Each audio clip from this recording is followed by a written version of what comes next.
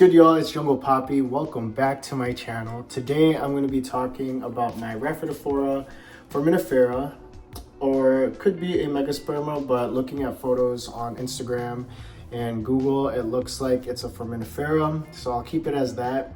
But as you've seen in my last video with my Philodendron bilitae and a lot of my other plants, they're getting very tall, and it is time to finally give this guy the chop. And I definitely wanted to record it so that I can bask in the glory of its tallness and height before I give it the short king status. But yeah, I'm just gonna be propagating or chopping off the top moss pole that it's currently on right now, and I'll show you guys that later so you can see. I'm gonna be putting that into the signature recycled kimchi jar, glass kimchi jar with sphagnum moss, and yeah, it's just the most easiest way to care for plants under my care, I found. So I'll take you guys along the journey and hope you guys enjoy. All right, so I'll place you guys right there so that you can hopefully see a full view of this monstrous plant. But this is like the top of it, and there you go. Look at that. Actually, should I cut it? I don't know. It looks so beautiful right now. I'll probably take some photos before I give it the chop, but let me show you the back side. So currently it is comprised of 3 moss poles. So 1, 2, and then 3. And these are pretty tall moss poles already, at least for like what I standardly use. One of the biggest issues I found is that it is very hard to keep moist because the heater is on, because it's still February. Here in the Midwest, it's very cold, and so I need the heater on to just keep myself warm and happy, and as well as the plants. It just dries out super fast. I think I'm just gonna chop off the top one, and then hopefully, it will probably put out some side shoots. But yeah, I think I will take photos first, and then I will continue on with this video. All right, so I took my little photo shoot moment, but yeah, like you can kind of hear how crispy it is. You know, the roots are dry as hell, so I am gonna cut them now, and yeah, I'm gonna cut it. Fun fact, I cut my thumb.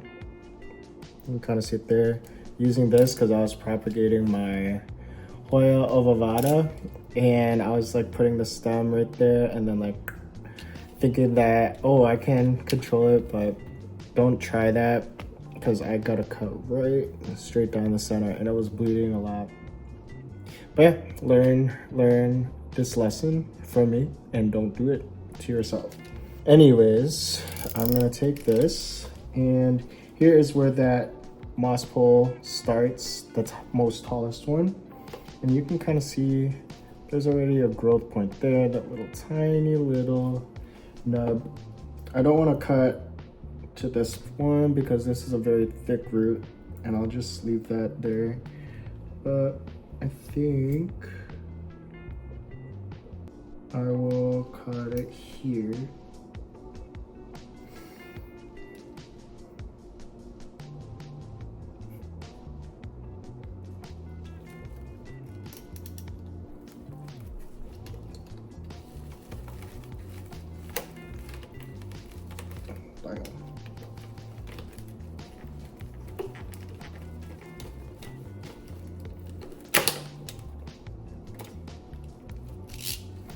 There we go. So now I can take it off from this super tall. I'm getting moss everywhere, but interesting. So what's interesting is that this is a root from the bottom going up. I don't know why, but we'll move the bottom. And here is the top cutting. Still a beautiful plant.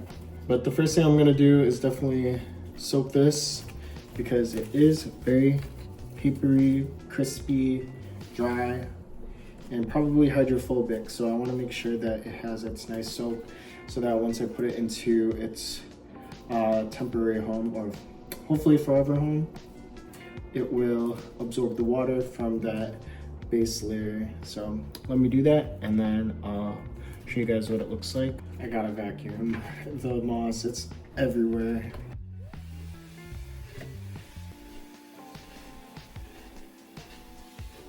Okay, so now the area is clean and I got the top cutting soaking up water. Here is what the bottom cut looks like. Still a significantly beautiful looking plant. Beautiful specimen, I must say. And yeah, so hopefully this top root right here won't get damaged. I'm just gonna push down that moss and leave it as at that. It's just kind of unsightly though. I kind of want to cut this root. No, I'll just leave it. It's already used to dryness because I'm so bad at keeping these moss poles moist. That is that for this, and then I'll go set up my repotting area and show you what it looks like and how I use the kimchi jar and the sphagnum moss to pot up what I do now. And for example, let me show you a nice one. This is my golden pothos, and here is that kimchi jar. So that's what I do, and it's just so much easier because I could put water in here and then it will wick up, or I can lay it flat and the moss doesn't tend to fall out, and I can just lay it flat on the shower and then shower it like that so that it definitely seeps through the whole moss pole. Alrighty y'all, so the top cutting is right here, all nice and soaked, and I just have it in this pot of gravel just to catch excess water as it still drains, because it is still heavily moist and wet. Here is the recycled kimchi jar that I just saved, and it's cleaned of course. And I'm just gonna take my sphagnum moss and I will be filling it up first. And I really like using these because I found that the diameter of the opening fits the moss pole perfectly, and it just keeps it stable without having a big footprint on my like shelves or stands or whatever. But yeah, I'm gonna fill it, and I'm gonna fill the back wall portion of the jar so that I have the moss pole laying on that first, because it's very hard to start putting moss around it once it's in. So I'm gonna do that. And this moss is pre-moistened, so I don't have to deal with crispy moss again, because I hate that. You don't need to pack it in too tight, because again, the whole purpose of using sphagnum moss anyway is to provide that nice airflow. But you do want to make sure it's nice and secure. Setting up a bed of moss should be good enough. So there you go, one side. And I think what I'm gonna do, see, it's still dripping a little bit. Oh shit. But I'm gonna put it in like so. Actually, this is a zip tie that I use to secure it to the longer stake to give extra support, because when things get super tall like that, it does flop around no matter how secure you planted it. But it doesn't go all the way, so I'm gonna have to chop off the leaf. So I'll cut this one there. And TBH, I think I'll need to cut off another.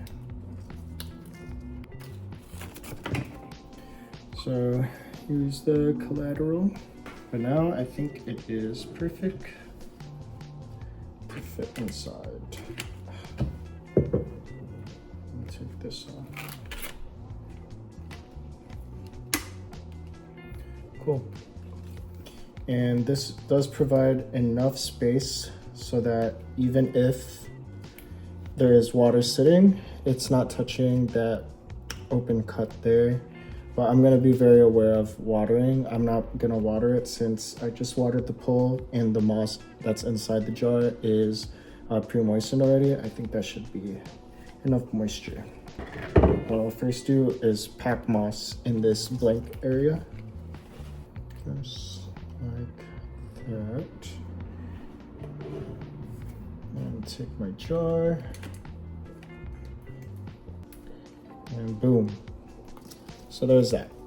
And then now I'm gonna pack all around there, and I'm gonna use my tweezers or forceps to do that because it's easier to reach.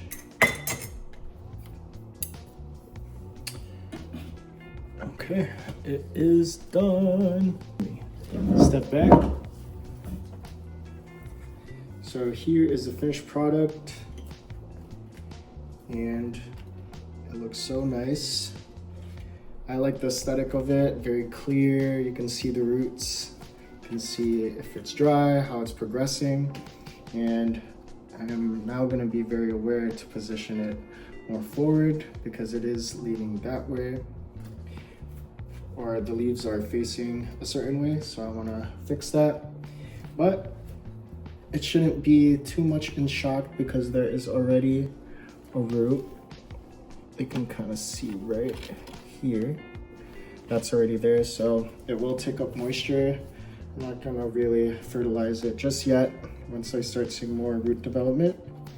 But this is the end product. So hope you guys enjoyed that and got to see more of like the process of how I keep my moss poles manageable and how I use my kimchi jars to help the earth recycle and also get a nice pot. See you guys in the next video. Peace.